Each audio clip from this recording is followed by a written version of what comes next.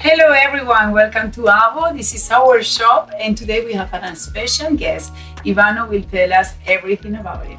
Yes, we have the pleasure to present you the person that is in charge of the Château Croix de Labrie, Pierre Courdurié.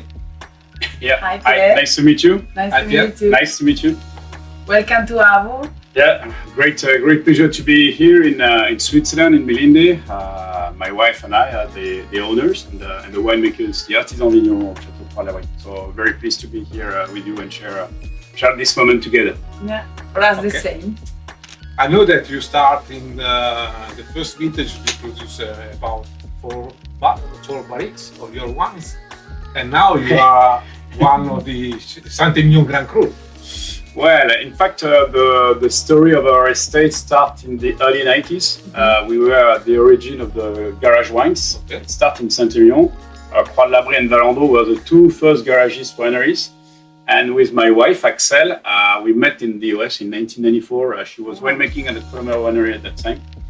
And we're not from Bordeaux area growing at all. I'm from middle France, and Axelle, she's from Landes district, south Bordeaux. And when we came back from the US, she was willing to work in a winery, but it was not easy at that time, I would say, sadly speaking. But it has changed now. And I was working in a winery on the left bank, and we were deciding to took over on the estate on Croix de Labrie in 2013. So 2013 was from Axelle and I, our number one vintage, and indeed we had only 4 barrels production. Yeah. Well, it's really an artisan vigneron estate. It's a family estate. We're only 2 people on the estate. My wife, she's handling all the production from pruning till winemaking. And I join her for winemaking, blending, and distributions. Because when you're 2, you need to be almost doing all things together. And you are not fighting with your wife because of the business? No. Because normally they say it's difficult to work with the husband or with the wife. No. We don't fight, of course. Sometimes we have discussions, but no, not at all. It's 100% full time, daily, 7 days a week. We are in work, but it's passion. Good. It's patient, and we have the chance to have a beautiful terroir in Saint-Emilion, and the way we run our estate is so unique compared to the size of our estate and the total production that we use, which is very intimistic, I would say. It's just around 1,200 cases of 12 production per year. So, Yeah. so it's very small. And I hear something very, very special and interesting because you are putting music, you are playing music to the vineyards to prevent the sicknesses. This is true? We don't play music, but indeed we are using genetics. It's quantum physicians from Switzerland who invented that in the early 60s. In fact, the idea is to bringing some vibes of sounds on a daily basis on one plot, Le Château, which is the first plot of Croix de Labrie with blue clay, the same band of blue clay that you can get in Cornwall, and the gravels. And in fact, with the genetics, we have turned down some specific disease of the woods. I never hear about it. Well, in fact, we are the only one. You are. Well, we are not. We discovered that in French Polynesia. Oh. We were traveling to Rangiroa, which is one of the biggest atoll, and in Rangiroa they are producing wine. And a French winemaker explained that they were using genetics and the reason why. And we said, oh, it would be cool to try. And well, when you're small, you want. We work on excellence. So each idea is good, and our estate is 100% organic certified, 100% biodynamic estate. So we do also agroforestry, cover crop, trees in the vineyard. And it was quite exciting to look at these solutions. It could work or not. For the neighborhood, it was quite a little bit tricky at the start, because when you have vibes of sound on a daily basis, morning and night, it could be tricky sometimes. But no, it's really working. It has decreased Now the curiosity, Laura, I think that is which kind of music?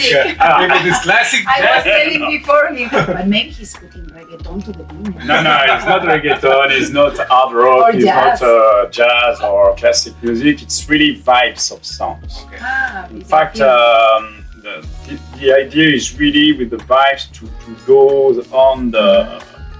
on some specific stuff in the material, in the vegetables, and to switch the casein level into that the protein may switch and to protect and to teach the vines to protect itself. But so far it's working. Yeah.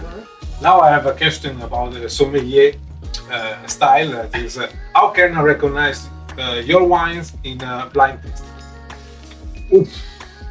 Good question. I think Croix de Labrie, we have strong character wine. Since we took over on the estate, our vision of the wine is to have a wine really up front and not on that side. We want to keep the identity of the limestone terroir. The technical approach that we have at Croix de Labrie, it's only my wife who prune the vineyard. I don't. Okay. She don't want me to prune the vineyard. Okay. And honestly speaking, I'm not asking. But we have 3 different climates, and we have a part of the estate. Now we have around 5.5 hectares vineyards, on which more than 3 hectares are on the plateau, the Astéris limestone terroir. So it's really super high potential terroir. And we have another climate down the slopes of Pavie and another one in Le Château with a blue clay vein. So it's really an approach by climate, by terroir and area. And I want to keep really the limestone expression. So when you taste Croix de Labrie, you have this density of the wine because the Merlot are very unique in that place, and we have some very old Cabernet Sauvignon. But I think Croix de Labrie is very unique on tasting because the mid-palate is really huge, but very delicate, and the finish is really. And this is also because you utilize probably one of the most higher percentage of Cabernet Sauvignon in Sauvignon. Not the highest one, because I think Figeac and Cheval have higher percentage. We is just on the blend, 85% Merlot, 10 Cabernet Sauvignon, and 5 or 6 Cab Franc. But it's really on the way we conduct the winemaking and the aging on our estate. It's really all plots, all the 23 plots we have are fully separate during winemaking, and all of them are totally separate during the aging. So the idea is to keep the identity of each area, so that at the end, blend them together and keep this history of identity. I'm not a sommelier, so I want to know more about you and your family. I know also you dedicate a wine for your daughter Camila. Oui. So she's also in the wine business? Not yet. She's only 17 years old. I know, I want gossip. No, she's just 17, but... 17. Ouais, but she has a cuvée with her name, Camille de Labrie, and she designed the label. She was 7 years old. Really? Yeah. And she paints?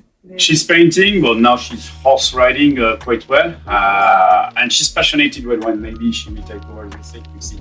Wow, no. Anyway, this looks like a joke. Italian, French, and Spanish speaking in English. So we're all of us with different accents, and the English is very good. We can understand. Anyway, thank you very much. Thank you very much. For being with us. It's a Thanks pleasure. And now we will continue with the taste. Thank you. Thank you, Pierre.